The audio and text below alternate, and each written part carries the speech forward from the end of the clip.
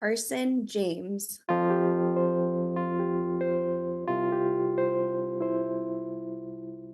So he had a head full of hair just like his sisters. And I just remember being super nervous before he was born, not knowing what to expect because, I've had a live birth and now, I knew he wasn't going to be breathing and I was so nervous. But once I held him in my arms, like I knew he was mine and he was perfect. Welcome to Still a Part of Us, a place where moms and dads share the story of their child who was stillborn or who died in infancy. I'm Winter. And I'm Lee. We are grateful you joined us today. Please note that this is a story of loss and has triggers. Thanks to our lost parents who are willing to be vulnerable and share their children with us. If you're listening to this podcast, just know that on our YouTube channel there are pictures and videos that are related to the stories that are being shared. Subscribe and share it with a friend that might need it and tell them to subscribe. Why? Because people need to know that even though our babies are no longer with us, they're still a part of us.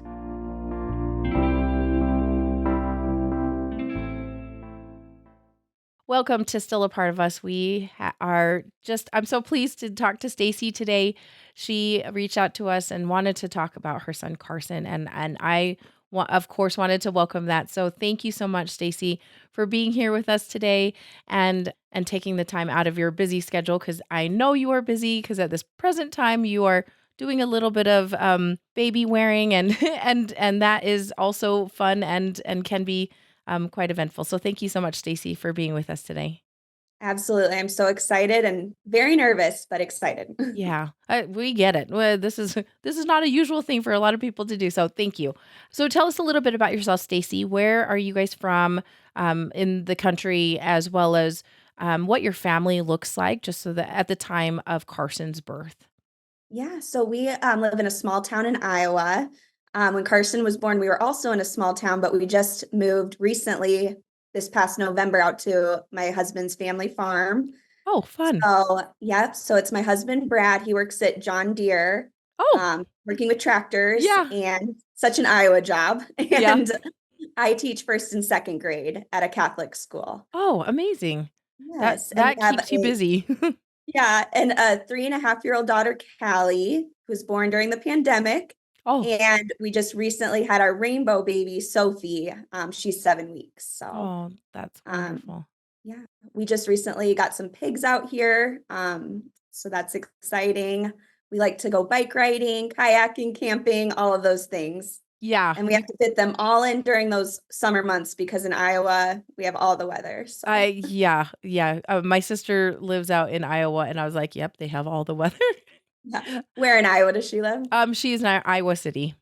Oh, that's where I was born. Oh, wonderful! And they love it there, absolutely love it. So that is exciting and fun. So, you guys sound so active and just enjoy life, and I am sure your kids keep you busy. Actually, Yeah, it's very busy, but yeah. I love it. Yeah, that's wonderful. So you had Callie during the pandemic, and so tell me, were you guys planning on having a big family? That was a pretty common, like that was your family plan? Yeah, we knew we for sure wanted to, and we're just gonna go from there. Of course, Yeah, after Callie was in the newborn stage, Brad was like, "Okay, we're done." But of course, I was of like, course. "Nope, we're having more." Yep. So, yeah, and we just don't know. Probably a pretty small family, but not too small. Okay, that sounds great. And so Callie was your first, Yes.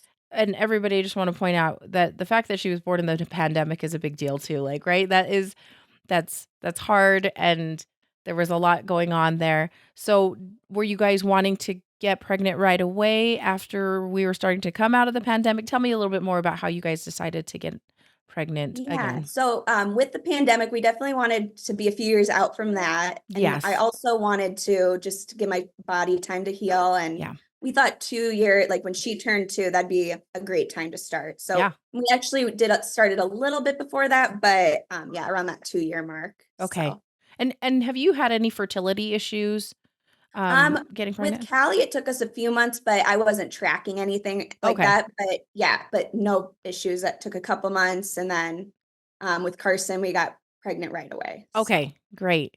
And anything fun that you guys did or that you did to tell your husband or anything like that?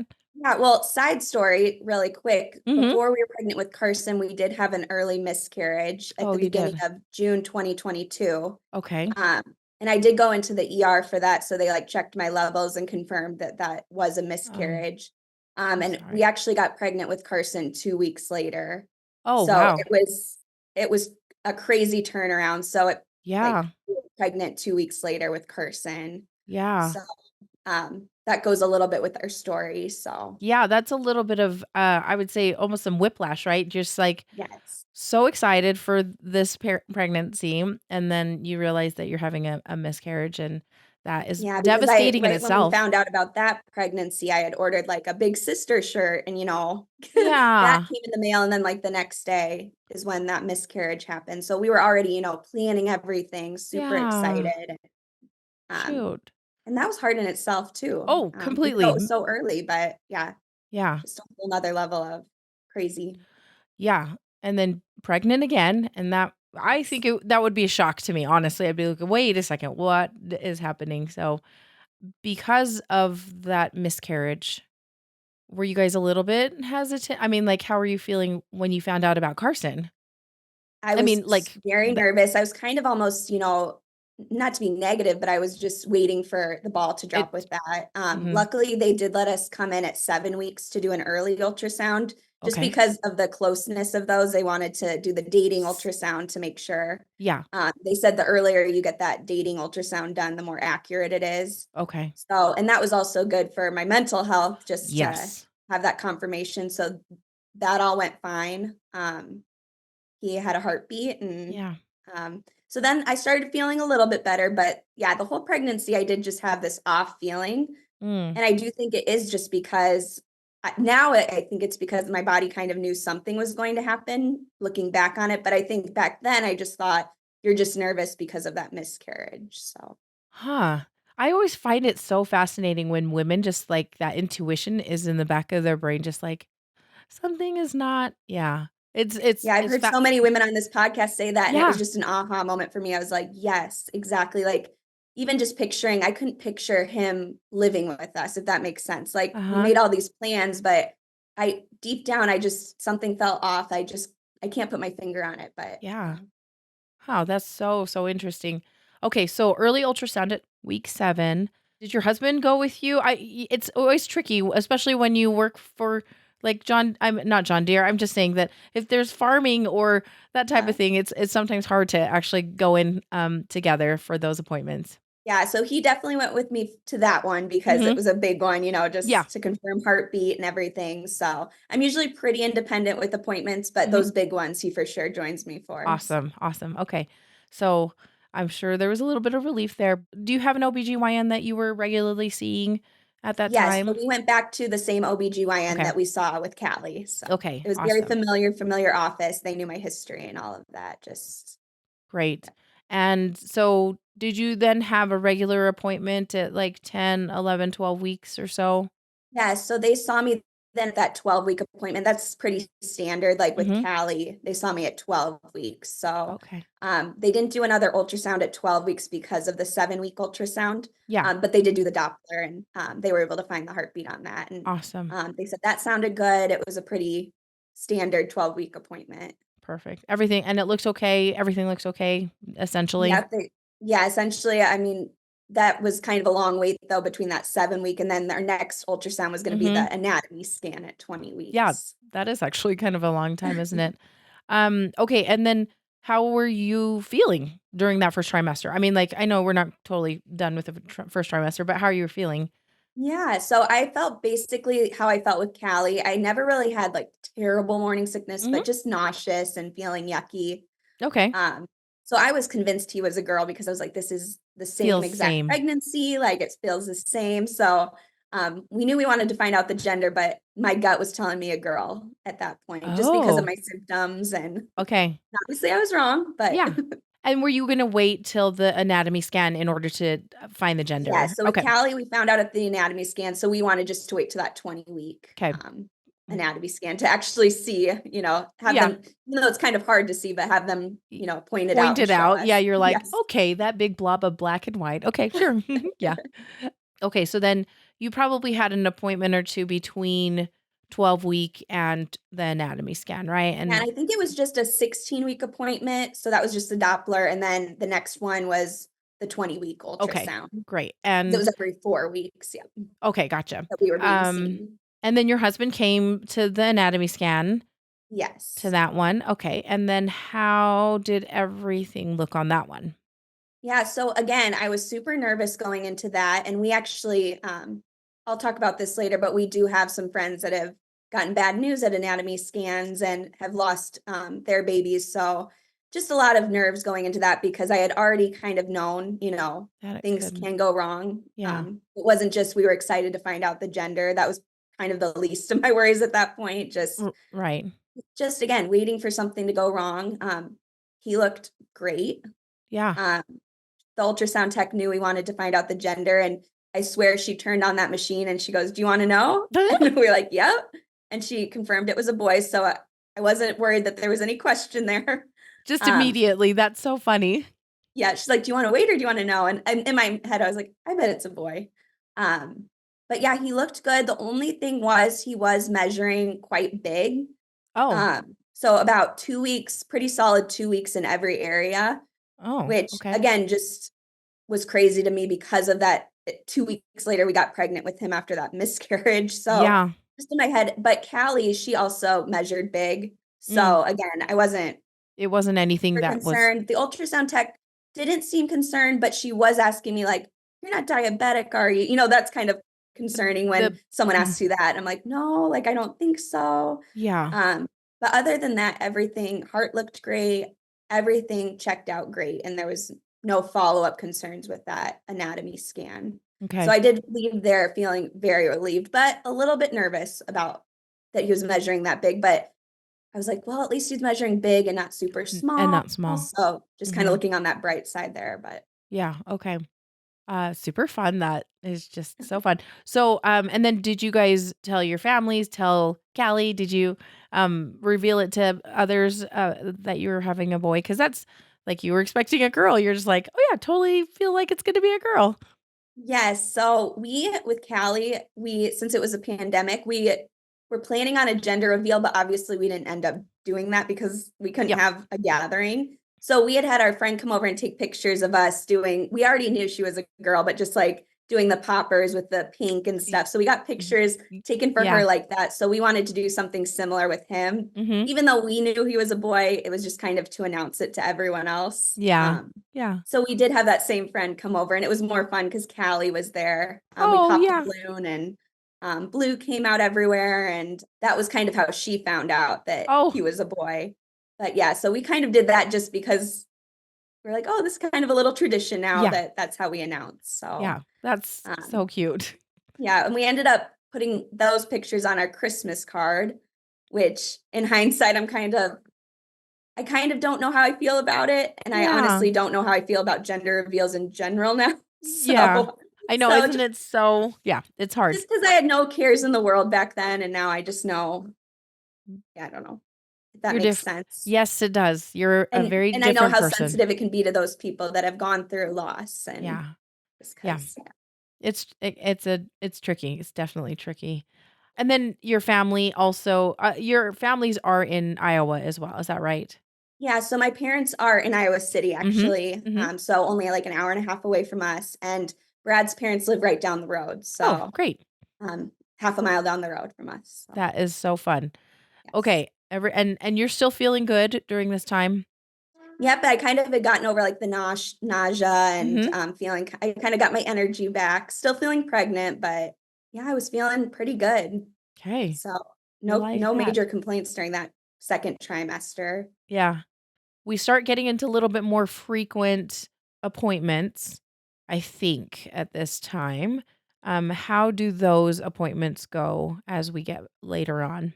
Yep, so those were all going pretty standard. I think around 30 weeks, they do the belly measurement, just to Yes. kind of see how you're measuring. And Yeah. he was measuring like 4 weeks bigger Whoa. on that measurement. So again, kind of making me nervous after having that anatomy scan, like, oh wow, like what's going on? Right. But my doctor was great. She's like, we're going to have you go in for a growth ultrasound, Okay. just to check on everything, Okay. you know. Was she worried about it at all? She didn't seem very, I mean, she was like, it's just a big baby, Callie measured big, you're small, so it could just be your belly's measuring, just how like they were measuring me. Right. So, no major concerns. So, and I don't know if that was just to keep me calm, but, Yeah. Okay. so we did that ultrasound. But before that, actually, I think around 28, 29 weeks, this was about a month before everything went down. Mhm. I really wanted to do a 4D ultrasound, and we never did one with Callie. So looking back, I'm like, gosh, did I know? Like, again, instinct, like I really wanted those pictures and video. Yeah. So we went and got the 4D ultrasound done, brought Callie with us. Yeah. Um, and yeah, his eyes were open. Oh, how So we got to see special. him with his eyes open. He was smiling. So I have all that video and I don't regret that for 1 second. I was like, Yeah. I knew I needed that. And Yeah. he looked just like Callie in the ultrasound Oh, pictures. It was just I'm really glad I did that. okay. I And don't, yeah. that was around 28, 29 weeks that you guys did that Yeah. separately. And that Okay. was before then, because we didn't know we'd be going in for another ultrasound. We thought we were Right. done with ultrasounds Right. after the 20-week. So Okay. it's like, it'll be a little like, to get us through the rest of the pregnancy. Kind Yeah. of fun. Just get to see him Yeah. And and stuff. that's fun that Callie was able to be there too. I think that's sweet. So, Yeah, she was very excited. and Um, then, so when was the growth ultrasound? the growth ultrasound then was around that 30-week mark. So Okay. not Just shortly after. Okay. very shortly after. And I went in for that. And I actually did that one on my own. Mhm. Because again, I knew that, he was measuring big, but I guess I wasn't super concerned, Yeah. I guess. And it all looked good. He was measuring big. Some of his, like, I think his head and his belly were measuring way big. So Uh-huh. a little concerning, but the ultrasound tech again wasn't. And my doctor never was concerned after that. She just Okay. said, we'll just keep an eye on it. You Okay. don't have gestational diabetes, but we'll keep an eye on it. Cause I did have that The test at glucose 28 tolerance. weeks. Okay. Great. So, and that one was fine. So that, okay. Yeah. And the cool thing about that one too, looking back, is she did turn on the 3D on that one too. Oh, And we got a great picture of him smiling on that ultrasound. And she actually asked me, she goes, do you care if I keep a copy of this and hang it up in the office? And I was like, of course. So it's just crazy. I was like, oh, he's already famous. Like, yeah. oh, so perfect already. And now I was like, oh, that's just so weird. But Yeah. yeah, I think it's so cute that he smiles so much. Like you mentioned that he smiled in the 4D one and then also in the 3D. I just think that's so cute. I think yeah, that's so sweet. yeah. And Looking back, it's says, very special. yeah. And you're still feeling okay throughout this. Yeah, I was having some back pain, but I had that with Callie too. So I was Okay. seeing like the chiropractor and everyone was reassuring me this is just normal. And I was like, yeah, just third trimester. I was This getting, is what happens. Yeah. and also with Callie, the pandemic was horrible, but I also, I'm a teacher. So it was summertime when I was in my third trimester with her. Oh, So I got to lay around a lot. Like it was I didn't fine. really have anything going on. So I was like, I'm busy now. I have a toddler. And I was Yeah. like, this is just more on my body. I was, teaching Yeah. all the time. So I was just like, it's just pregnancy is probably harder when you're busy like When that. you're up and about and doing things Yeah. and keeping up Yeah. with little people and yeah, Yes, exactly. that's that. Yeah. Third trimester is rough sometimes. Yeah. Um, okay. And then, oh, I'm actually a little curious. Did you guys end up having like a baby shower? Was there something planned because it was a boy? I know that some people do and some people don't, or they have a little sprinkle, instead of a Yeah, we shower. we didn't end up doing anything or no, like anything for that, just since we had like several showers for Callie. Oh, So so but you we were like, getting some, like, I know my mom had gotten some boy clothes and yeah. people were excited about that, but no like official Okay. shower party. But Okay. Great. Okay. So then tell me how things progress as we get a little bit closer to when he was born. yeah, so everything again, pretty standard. I was about to turn 34 weeks, and I remember it was the Super Bowl. We were going to a Super Bowl party that weekend, and that whole weekend, I just felt almost like I was back in the first trimester, like nauseous, tired, just gross. I felt really sick, but I really wanted to go to the Super Bowl party. Now looking back, I was like, I probably could have just stayed home. But we went, and it was a good time. Callie had all of her friends there, so she was playing, and we left before halftime, so it was a good compromise. Yeah. But yeah, I just remember looking back now, I'm like, gosh, I felt so sick. I wonder, all is the what ifs, like, was that a sign that something was happening, something was going wrong? So the next day was a Monday. That would have been February 13th. So this is right before Valentine's Day. Yeah. Still feeling a little off, but I was still feeling him move. Okay. Stacy, can I ask you, were you tracking his movements throughout as he Yes, was that's a getting great bigger? question. So again, another regret is I felt like I was, but not officially, if that makes sense. Like I felt like I knew his patterns, but I wasn't taking the time like I did with Callie to sit down every night and like track them. If that makes sense. But yeah, and I really, now looking back, and that's something I would recommend to people, is just do those kick counts, because I don't remember the last time I felt him move. So yeah, that's something I regret, because I think I was just more lax, second pregnancy. I was like, I can feel him. Like I could feel him until I couldn't feel him, if that makes sense. And so yeah, I definitely wish I would have more, what's the word I'm looking like for? diligent about just doing it. Yeah, because with Callie, I had the Count the Kicks app. And I didn't even use that app with him. And I'm just like, gosh, what if I was tracking his movements more? Or what if? I know, But there's so many. There were so many things that we could go down. I mean, it just, then you spiral and it's not good too. Exactly. So you were feeling him the Monday, though. You felt some movements on Monday. And I guess the thing I regret too, I don't remember if it was Monday was last time I felt him, or if it was Tuesday morning. Like it's all kind of like, I can't pinpoint the last time I felt him. I just remember waking up Tuesday. The next day it was Valentine's Day. And I think that's when I finally realized I wasn't feeling him move. And I actually do have one of those at-home Dopplers. And I couldn't get myself to even get it out. Like, I think I knew if I got it out, like, I would be alone and I would find something out. And I'm glad I didn't do that, because I don't know what I would have done if I was by myself and couldn't find his heartbeat. So I knew something was wrong then, and I still went to school that day because it was Valentine's Day. It was a crazy day at school. It's always, We had our Valentine's Day party, tons of candy. The kids were so excited and crazy. I just remember being so like emotional that day. I'd never cry in front of my students, but I remember I put on a video for our Valentine's Day party, and some of them were complaining about the video I chose. And I just remember I started kind of crying. And I think they felt so bad, and I felt bad because I was like, I don't know what's going on.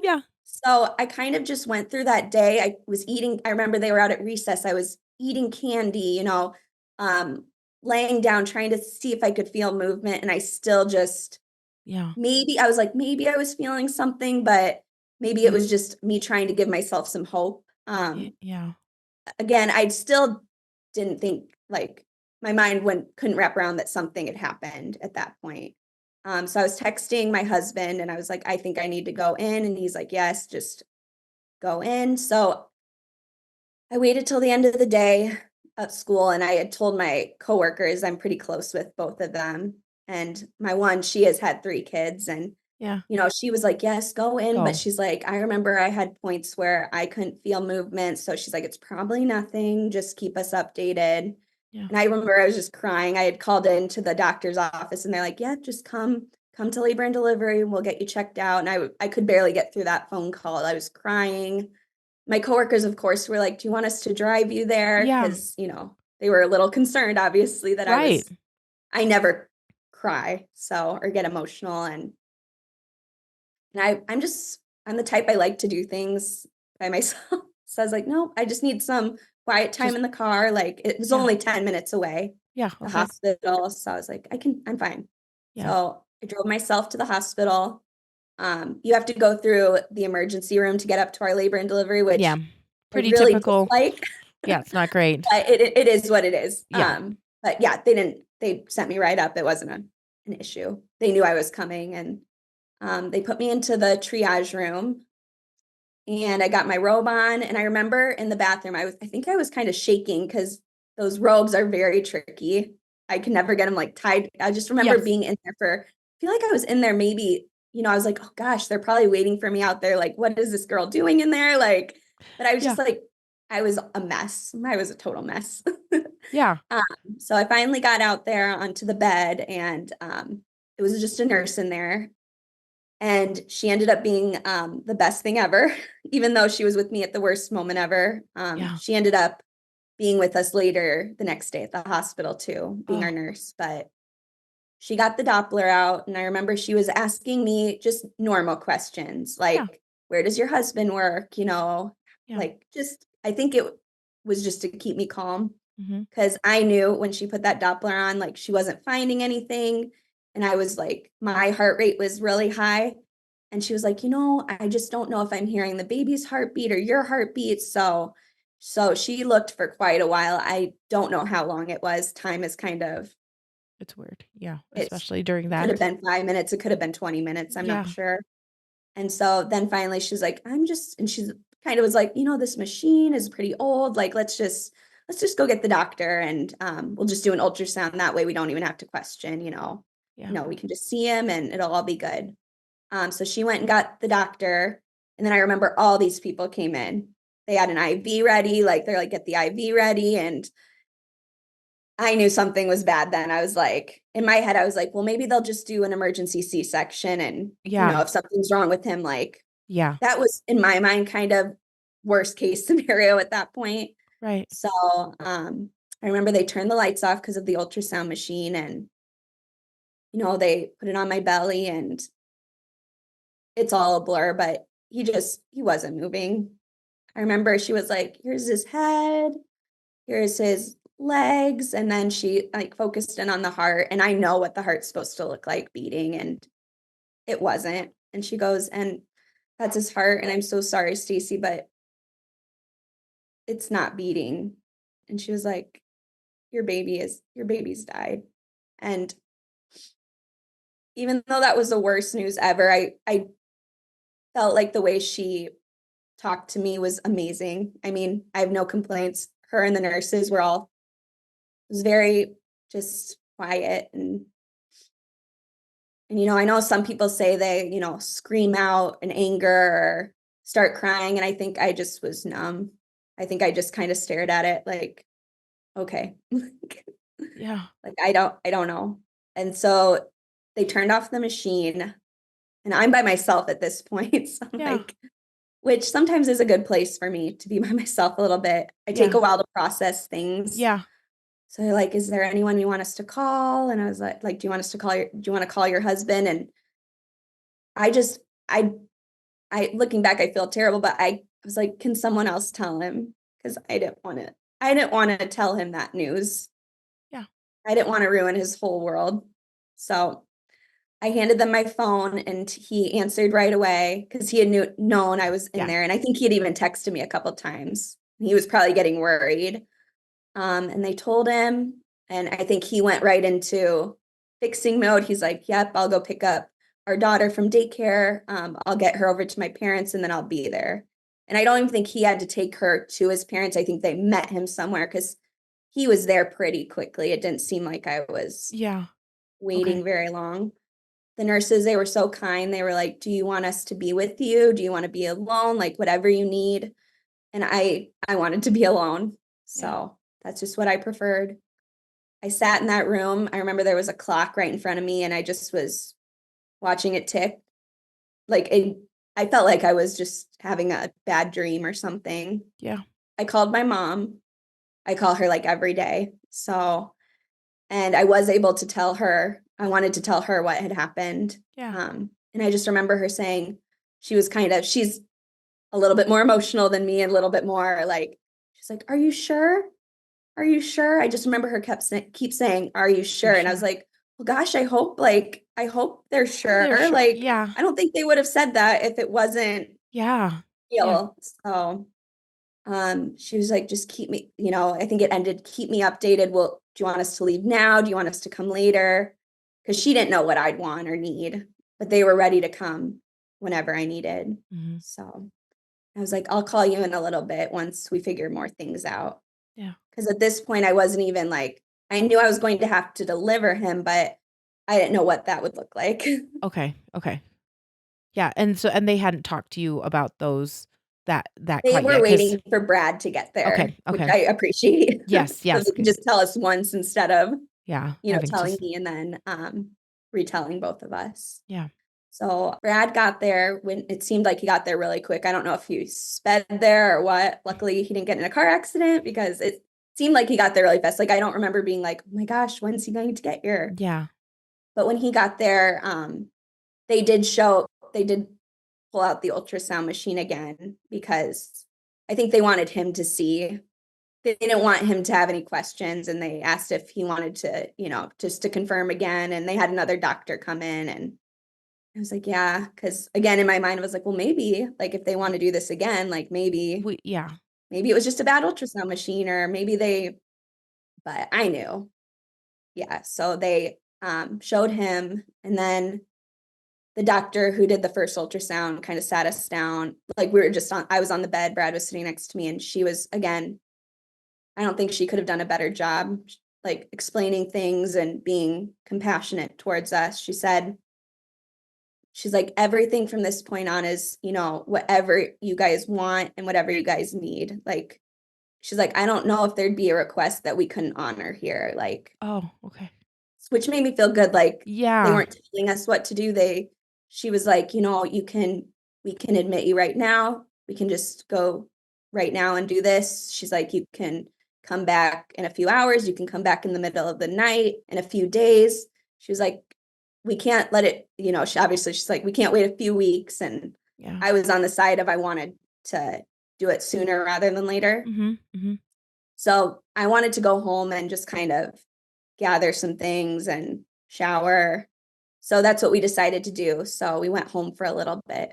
And again, Brad had his car there. I had my car. And of course, Oh. Brad's like, and I just wanted some alone time because Yeah.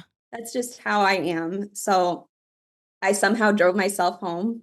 It's like a Mm-hmm. 15-minute drive and didn't have the radio on or anything. Just drove, gathered our things at home. I took a shower. I remember thinking I needed to eat because I didn't know how long Mm-hmm. it was going to take because he was only 34 weeks. And with Callie, I didn't have to be induced. So I didn't know. Yeah. But obviously eating was the last thing I wanted to do. So I remember making myself eat a banana, and Brad brought some snacks too. I don't remember if I ate any more, but I ate a banana and then we drove back together. Callie was with his parents at this point, and Mm-hmm. I remember not wanting to see her yet. So I wanted to get him delivered, and then I could see her and give her a big hug. But at that time, I didn't want her to see me like that. And I didn't understand that, how much she would understand because she was 2 at the time, 2.5. Right. Now I know that she did understand more than what I thought she would. Right.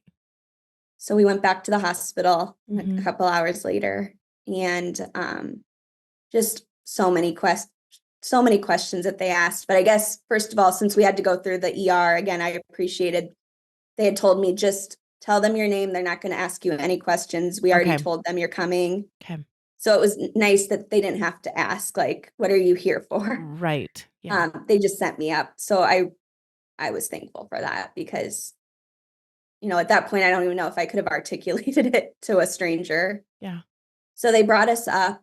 I don't know if it was just a dead time at the up in labor and delivery, but luckily I don't remember seeing any babies. I don't remember hearing any babies. Yeah. They did put us in a corner room that was like a very big room, Yeah. which I thought was nice. They had the white flower next to the door to signify that we had had a loss. Yeah. So I thought that was special and helpful that, because, people, I know with delivery, people are in and out all the time. And, I thought that was nice. But yeah, they had so many questions already for us and Yeah. questions we weren't prepared to answer.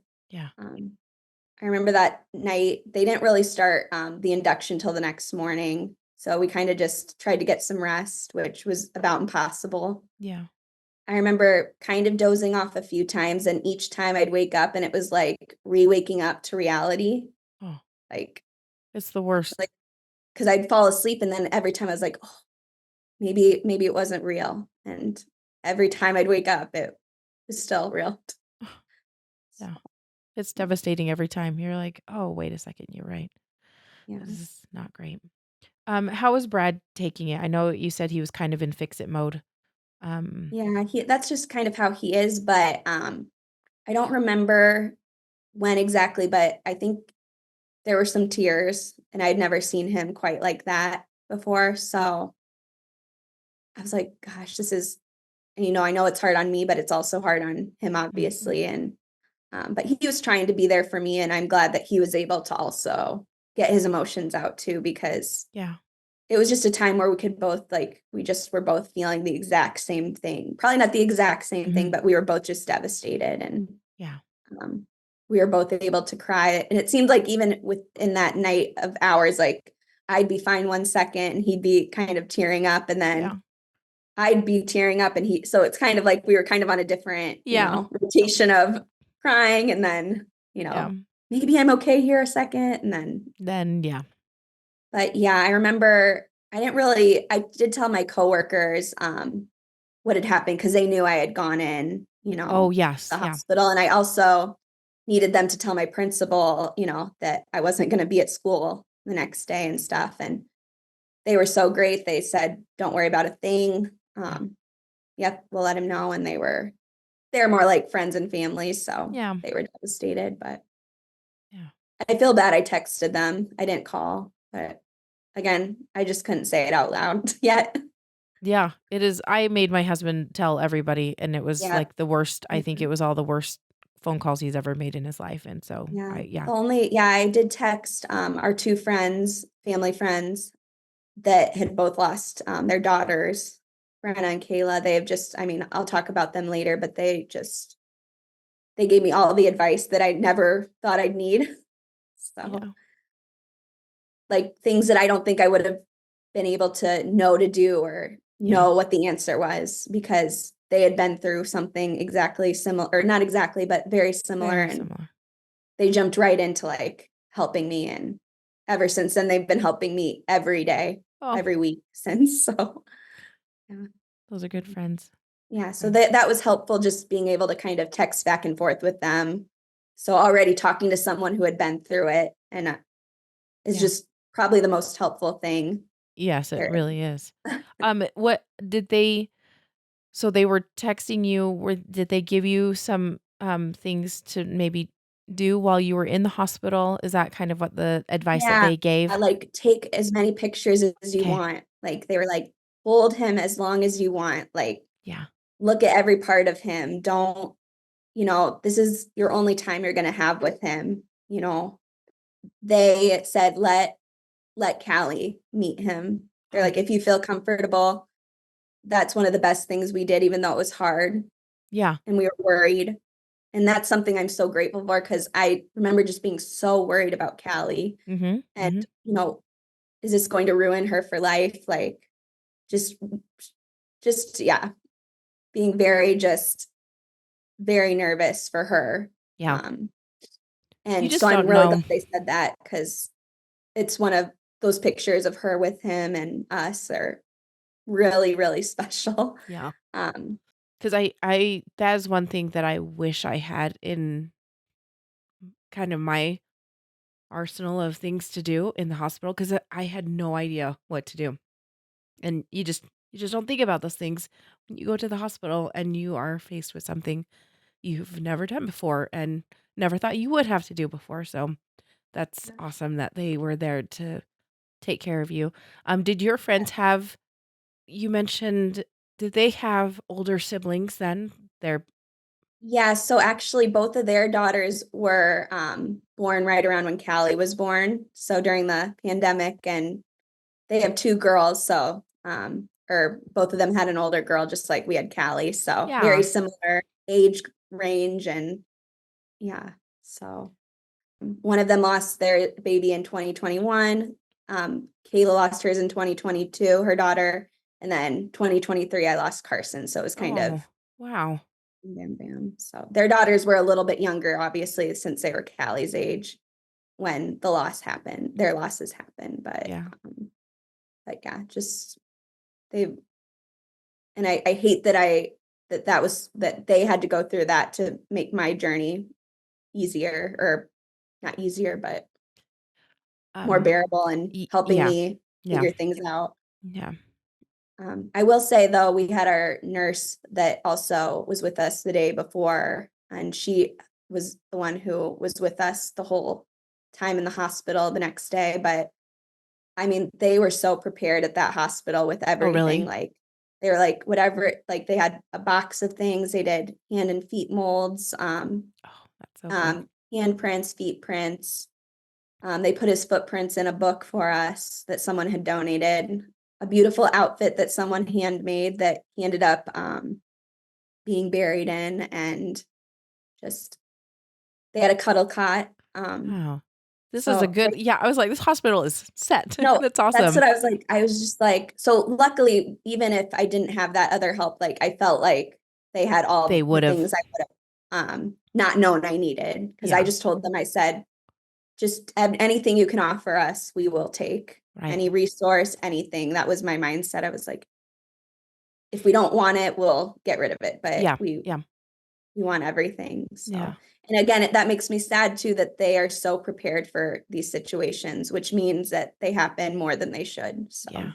And yeah. And you don't even know that they have all that stuff ready for those yeah, I had no situations. idea. Like, and my whole world was opened up that day, just knowing like this is reality for so many people. So. Yeah. I did forget to ask you, when you were admitted, you had not even started, you weren't dilated or anything, no contractions, nothing. So you were starting at ground zero in the sense of As getting ground zero. induced. So I was like, gosh, are we going to be in here for days? Like, how Yeah. long is this going to take? You know, How long did you labor with Callie? Just as for Allie was reference. very quick. So I Oh, was okay. nervous because I know like your first is usually longer. Uh-huh. With her, I think it was like 7 hours of active Oh, labor. okay. Yeah. Um, so I was hoping that hopefully it would, but I knew at 34 weeks, I had no idea Hmm. how long it was going to take. Yeah, so the next morning, that would have been Wednesday, the 15th, is when they started the induction process. Hmm. And I had gotten an epidural with Callie, and I knew I wanted an epidural. So they got me that after they broke my water, and then they gave me the Oh, okay. epidural.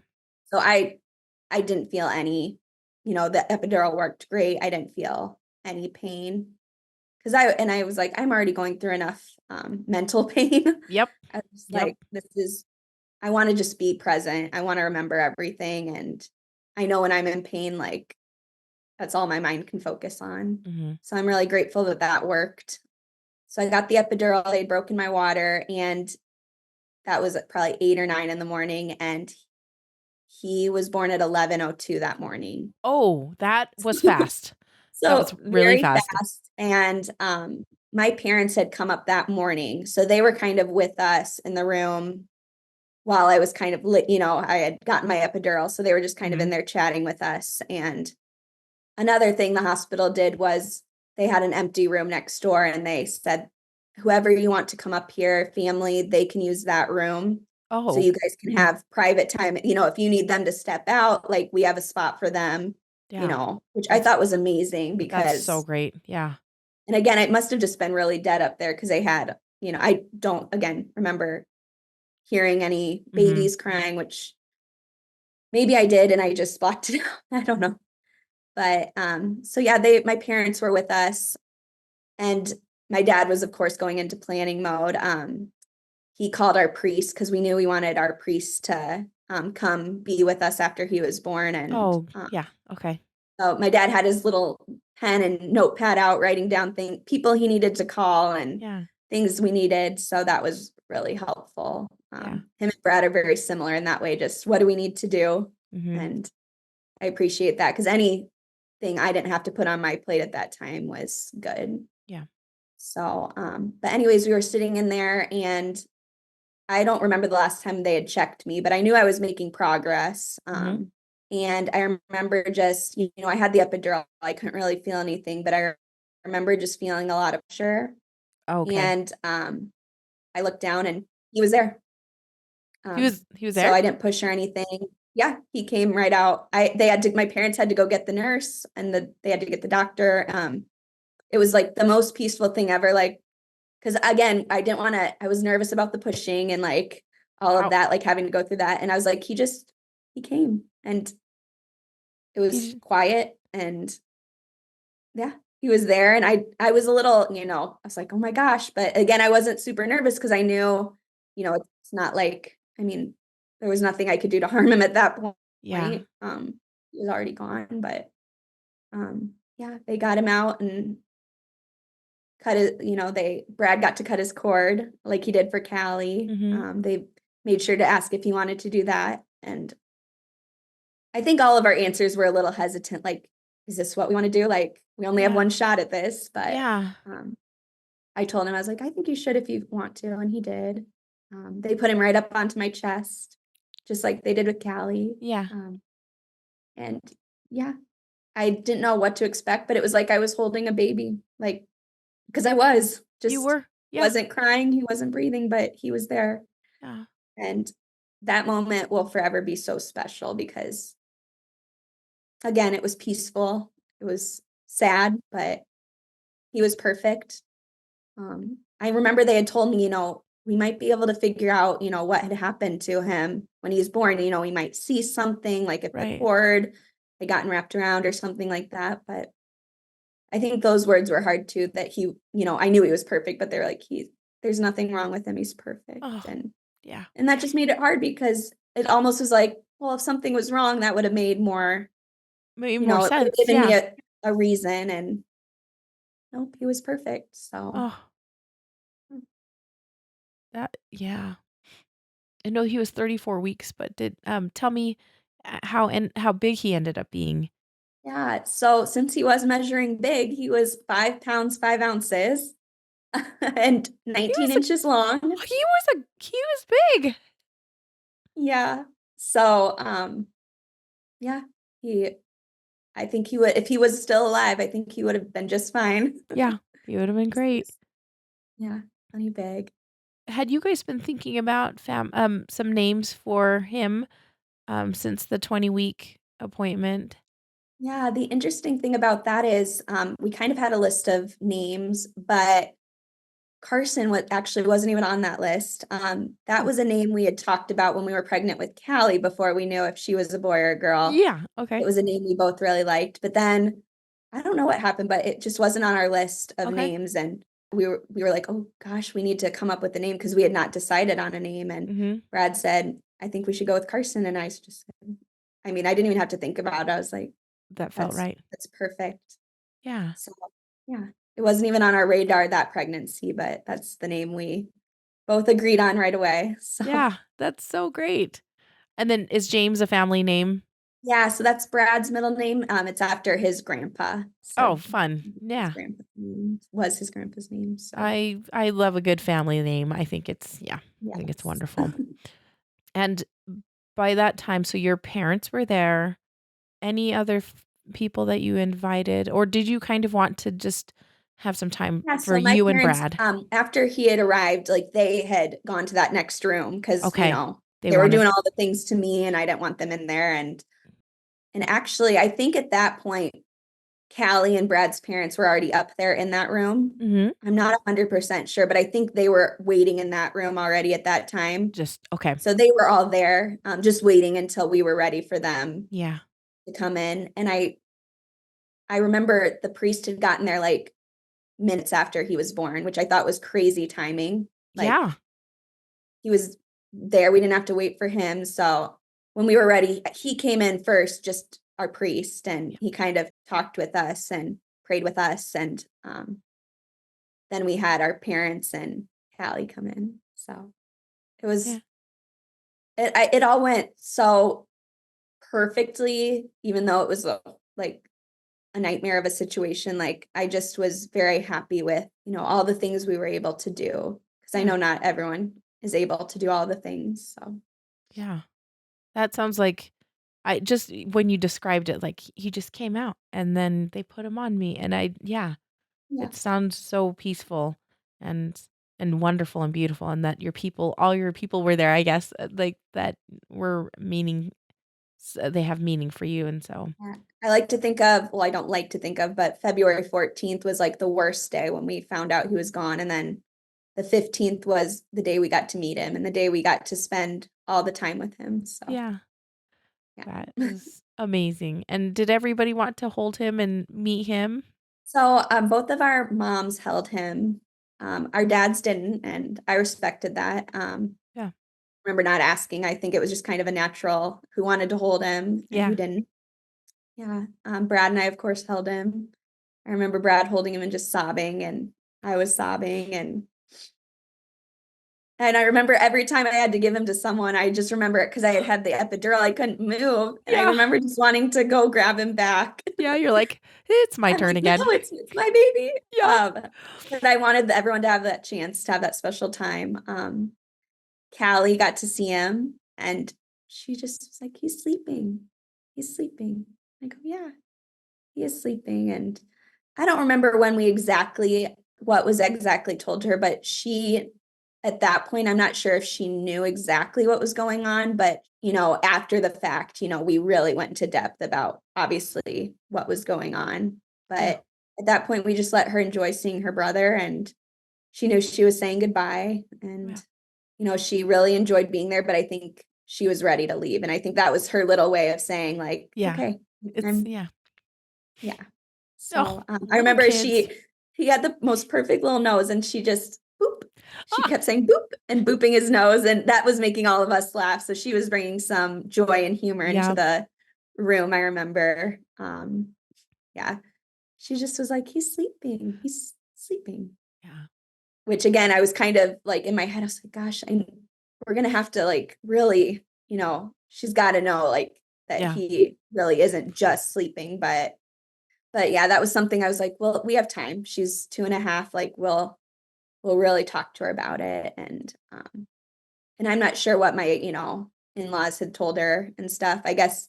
And that's something I was thinking about as I was reflecting on this. I was like, gosh, I don't even know what was told to her. Yeah. Which is crazy that I don't know that. So that's something I definitely want to ask about. Because I don't know what they told her when they were going up there. Yeah.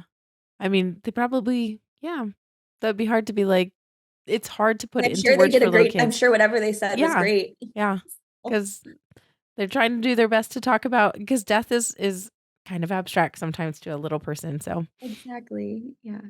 I mean, I still can't even grasp the concept. So I was like, how is it 2.5? But sometimes, I teach first and second. Sometimes kids just get it. They do. And they are so much better with those kind of things. And I've seen that time and time again this past 1.5 years. So what other things did you guys do with Carson during that time? It sounds like you guys got the hand and foot molds. I'm assuming the nursing staff helped with that and everything. They were going to give him a bath, and they asked if we wanted to give him a bath. And I remember just his skin was already, so delicate and starting to, and I just didn't want to, I just remember saying, you can take him and give him a bath and then bring him back. And that's, sometimes weighs on my mind. Like, why couldn't I have given him a bath? Why didn't I feel comfortable doing that? But at the same time, it's, it's okay. He was in great hands. Like our nurse, Michelle, they treated him like he was just any other baby. Like, we're going to go give him a bath. And they took my phone with them and took pictures of him doing all that. So I can see like them weighing him and doing the hand and footprints and all of that stuff. And also during this time is when they had told me the night before, I think they had told me about Now I Lay Me Down to Sleep. Yeah. Okay. Yep, they're a photography service that comes in specifically to take pictures, and they are which I not. just thought was wonderful. I was like, Yeah. oh my gosh, they're going to do such a much better job than me trying to snap a few Mhm. pictures on my Mhm. iPhone. I remember the guy that usually comes, he was out of town or something. And I was Uh-huh. like, oh, shoot, like, and they're like, well, we're going to try to get someone. And they ended up finding someone to come. Great. She did a fabulous job. I She know. I just think they're 200 so some awesome. pictures we have, just the way she like positioned him and Oh. knew all the shots to take and pictures we never would have had. Mhm. And it was like we were trying to fit a lifetime of pictures. We like to take family pictures, and it's like taking a lifetime of pictures in One day. such a short Yeah, time. very short time. Just for those who don't know what Now I Lay Me Down to Sleep, they are all volunteer photographers. Like and I just think that's amazing. Like I think it's a beautiful, they Yeah, do a and I'm beautiful job, yeah, don't they? yeah, her name was Annie, and I'm still Facebook friends. I added her on Facebook. I was like, you are a very special person to us because Yeah. we have all of these because of you, and you were able to take your time Yeah. to come do that for us. And I remember my dad really wanting to know if he could make a donation to the organization. So I was like, I think that was special because he knew how special it was to us. So That's yeah, awesome. I do want to ask, how long was Callie with you guys? Because that's the other thing that, like, was she? And it sounds like she was able to get a couple of photos, holding Carson or being with Carson. And so how long was she with you I guys? don't think they were there for very long. I think they all were very respectful of our time. Like, and she was definitely let us know when she was ready to When she was go. ready. Okay. So that's when Brad's parents took her. I think maybe 30 minutes to an hour. Okay. Again, time is It is what it so is. Yeah. such a blur. Mm-hmm. Um, so they took her, and that was the first of the goodbyes because Brad's parents and her had to say goodbye. So they left. Before that, our priest had been there, and then he had left and given us some time with our family. So he had left. So my parents were stayed maybe a little bit longer because Mm-hmm. they had come up from Yeah. Iowa City, and they were just then going to go back to our house when they left. So Okay. they stayed a little bit longer. They said their goodbyes, and then they left. And then the rest of the afternoon was just Brad and I, which was special, just having that time with Yeah. just Carson. And the cuddle cot was very nice. But I remember just wanting to hold him. So I was like, oh, should I be setting him down in the cuddle cot? Like, I know. but so he didn't spend too much time in the cuddle cot, but Yeah. But they had that option, so it's yeah. good. But I was very thankful that they had that. Yeah. They got him an outfit. It sounded like from somebody had made an outfit for him, and that's always so sweet and special to have something because you don't ever think that you're like gonna have a baby that small, like or deliver a baby that early, Yeah, and and I so remember being like, oh gosh, we have an outfit at home like that we were gonna bring to yeah, the hospital. I had that prepared. So I was like, gosh, maybe someone can go get that. But then again, I was like, it's probably too big anyways. yeah, But he actually spent the whole time with us literally just in a diaper and his blanket. yeah, So we didn't end up dressing him in that outfit. The funeral home ended up using the okay, outfit. So okay, yeah, which again, I was like, was that something we should have done? Like, get him dressed, but it just didn't happen. And that's just the way it happened. And he and that's just fine. cuddled in that blanket that we still have. So Oh yeah, it's a special blanket to have. yeah. So When I know they talked to you, you said they had a lot of questions for you.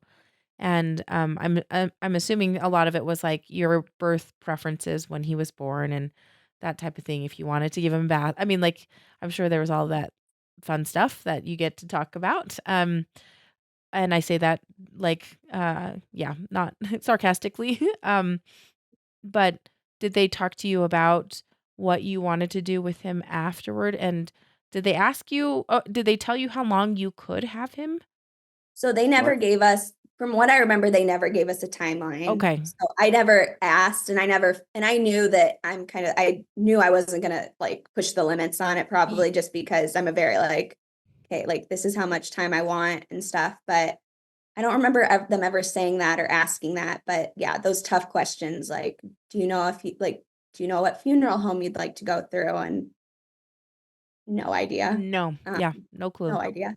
Yeah, the autopsy was a big one. I remember they very much went into detail because, they're like, if you choose not to do this, like, it's not like you can go back and, Yeah. change your mind. Like, Yeah. but they were also very good about like just telling me the facts about like, what it would look like, why you would do it and all of that stuff. Okay. That's great because I think a lot of people just, Not there's, that it made it any easier because we yeah. did end up deciding not to do an autopsy. And I know people have their own opinions on that. I know my mom thought we should have, and Mm-hmm. we both decided not to, and that was our choice. But Yeah. Yeah. That's, yes, a very personal choice because it's, yeah, it's a hard one to yeah. decide And on. of course, there are days when I think, what if, but I know it wouldn't have changed the outcome, and I knew we already had Callie, and she had no concerns or anything. So I was like, it's just what felt right for our family at the time. And Yeah. Yep. and Well, that's everyone was great. very supportive of it. And I do remember the doctor saying, there's a good chance that, it's probably 50-50. They might figure out what happened. They might not, and But just knowing there's a 50% chance they wouldn't, and we'd have to have him go through that. It just didn't seem yeah. like the right choice for us at the time. Yeah. So, And that is great. I think that you need to make yeah. the decision that feels the best to your And I liked family. that it didn't seem like they were swaying us one way or, they just gave us the facts, and Yeah.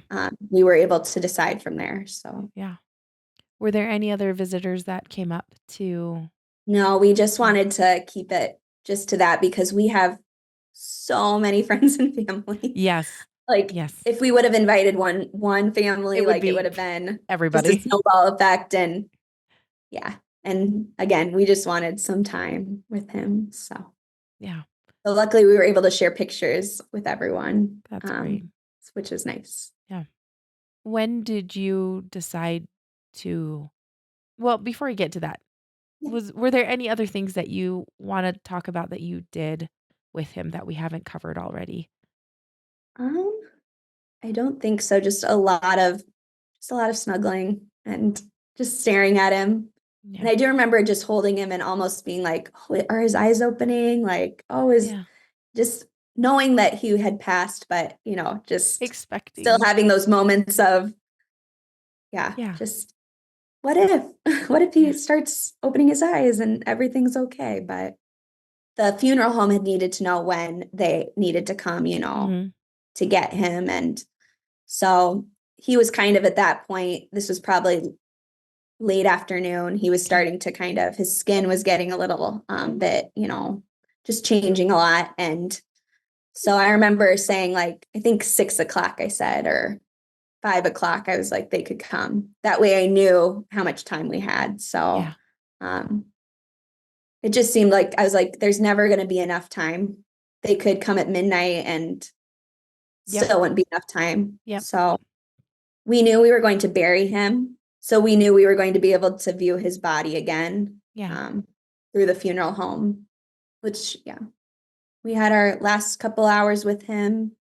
And I remember the two men from the funeral home came up, and that was really hard to hand him over. Yeah. Because, we should have been taking him in a car seat back home, and they were very, very nice. They were very, just the way they held him, like they had gotten him all, the nurse had gotten him all wrapped up nice and snug. And I just remember the look on their faces, just like, and I think they said, we're going to take such good care of him. And yeah, that was hard. That was one of the harder moments, is handing him over. And Yep. I remember Brad went down to go get our car pulled up for us. And I had just a moment in the room by myself.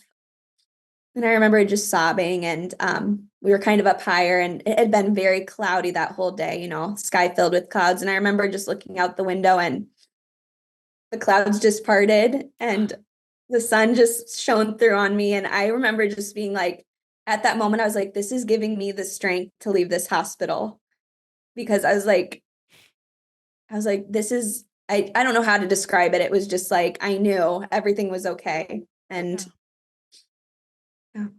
So after that, the nurse came in and she asked if I was ready to leave. Of course, they were like, you can stay another night if you want. Of course, I wanted to get out of there. Get out of there. Because Yep, there was no reason exactly. to be there anymore. But yeah, that nurse, she's just amazing. She walked with me down out of the hospital and helped me meet up with Brad down at the car and gave me a big hug. And she's like, if you ever have, another baby, like we can't wait, like we'll be here for you, and gave me a big hug. And that drive home was horrible. Yeah. It's just the worst. Quiet. Anyone who's gone through it, it's just like Yeah. the weirdest thing. Like it's just I don't think we said anything because there wasn't anything to really say. Yeah, we went home and I don't remember who came over that, people came and visited, but not like a ton of people. I don't remember if it was that night or my parents were already over at our house. Yeah. So Did they hang out with you guys for a time after? Yeah, and the good thing is, when we said we were ready for them to leave, they left. They were good about it. Yeah. They only have an hour and a half drive, so they went back that night, and Yeah. they just said, whenever you need us back, you just let us know, and if you need anything for Callie or anything, you let us know, and we'll be here. Yeah. So everyone was very respectful of that. I think, just what do you guys need and that kind of stuff. But so you wanted to bury Carson. Did you guys end up wanting to did you set up a service then? Were there last rites, that type of thing? We met with the funeral home then that Thursday. It just seems like that whole week was so busy with things. Yeah. So we went to the funeral home that Thursday, and for some reason I just really wanted Saturday to be the day that we, did something. He was born on Wednesday. Okay. And then the next day you went to the funeral home. To the funeral home to get all of that figured out. And I remember they had said they weren't sure, they might have another funeral going on or something, but if they could make it work, then they would do it. And they did end up making it work. So it was just, again, our family, my brother came up and his brother and sister were there. And it was just out at the cemetery. So, but before Saturday, on Friday is when we were able to go see him again. Okay. And that, again, I knew I just wanted just you guys. Me and Brad, not even Callie, Callie got to see him and we didn't know what he'd look like, people look different after they've, all of the things. So, and that was hard. They were so great there. I remember walking in and they had the big room, that they usually do the visitations in, and they had his little white casket at the front of the room. They had beautiful music playing. They had him all in his little outfit wrapped up, and it was, I think that's the most I cried. It was so hard to see. Yeah. But so good that we got to see him again and talk to him and say anything else we wanted to say. Callie had drawn a little picture that we put in the casket. Which was special. We put, on our way to the funeral home that day, we stopped and got some pictures printed out and put those in the casket. Someone had donated a little teddy bear that was sitting next to him in the casket. And I remember, because I had gone into a store to go get the pictures, and I remember being like, it was just Valentine's Day. I bet I could find like a little stuffed animal or something to put in with him. And I couldn't, and I was like feeling really bad about it. So when we saw that stuffed animal, that little teddy bear, I was just like, oh, good. He has a teddy bear. Whoever donated this, thank you. Yeah, we put a rosary in with him, and they had a box of tissue set up. And again, they said, you can be in here as long as you want. So we never felt like we had a time limit. But again, I think we were maybe there probably less than an hour still, and we knew it was time. And that was really hard, because then I knew it was like this is the last time I'll see his physical body. And that was just a very hard feeling walking out of there. And I remember we didn't know what to do after that, so we just drove around. I had made a little playlist. I've been adding to it ever since, but just listen to some songs. And in Brad's code, we can drive as long as you want. We can go home when you want.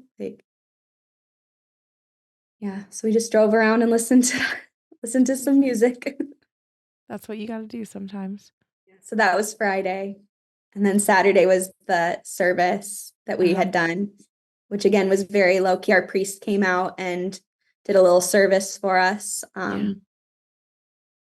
We played the song Angels Among Us by Alabama. Everyone was just crying, and it was special but very sad. Yeah. So. That's exactly the way to describe it. It's just, you're like, what is happening? Something I also didn't know when we got out there. We didn't know where he was going to be, like where his plot was going to be. Okay. Because we got his plot and then our plots too, which was crazy to think about doing. Yep. But when we got out there, our friends Brenna and Kayla, their 2 daughters are buried next to each other out there. And Carson was right next to them. So Cammie with a C and Claire with a C, and then we buried Carson. So that's what got me through getting out of that cemetery, because I was like, he's with the little C's. He's got buddies. Babies. That's so sweet. That was really special that they were able to do that. I don't know who made that happen, but that was so special, because I was like, he's not alone. I know this is just his physical body here and stuff, but just as a reminder that he's not alone. And that's really important to me too, though, because so in our cemetery we have like a baby land apparently, but we did not bury him there, but we had a buddy kind of close by, so that was it's reassuring to feel like they're not alone. It's not just them out there by themselves. So you had the service and your priest spoke. Was there anybody else that said a few words or anything? No one else said anything. I had already by that point, I think, had read some different stories, and I may have even started listening to your podcast, trying to figure out what should we be doing? Like, I don't want to not do something, but again, in his casket, I had written him a letter. So I put that in there, and it was just something. So we didn't really say anything else. It was very much just quiet after that, and just a lot of hugging and all of that stuff. And again, I don't know if, since we did it so fast, we probably could have planned out more stuff, but again, it's just what felt right. Us. And I do think I was trying, it's like I had this checklist of things to get done. And in my mind, I thought if we could get through those things that I could start healing, which I know now you don't ever heal completely. And so I thought that things would just start to get better instead of worse if we got all these things done, which now I know isn't the case, but it's just how my brain was operating at that point. So sometimes you need something to look forward to, right? And so that's I totally get where you're coming from. Felt like I was getting something done. I was doing something for him. And that in itself is also special, doing that for him. So Stacy, thank you so much for sharing Carson with us. I can't describe enough how peaceful everything just felt when you told about his birth. And and then him smiling so much in his ultrasounds. And I was like, what a fun, cute legacy to remember him by, just the peace and the smiles that he brought into your family, despite him not being here. So is there any last things that you would like to tell us about him, or anything that you want to share with us about the experience? I think I never want to forget the feeling of just holding him, just that feeling of getting to hold him. And then just a little plug in, just making sure people are counting their kicks, because, in hindsight, I don't know if that could have helped, but I just wish I would have realized sooner. So just something to think about, as, if it helps anyone else that might be pregnant or anything like that. But I want her to remember that peace that we felt, even though it's so hard. Yeah. So Well, thank you again, Stacy. This has been just absolutely thank you. wonderful. So happy to know Carson a little Yeah. bit better.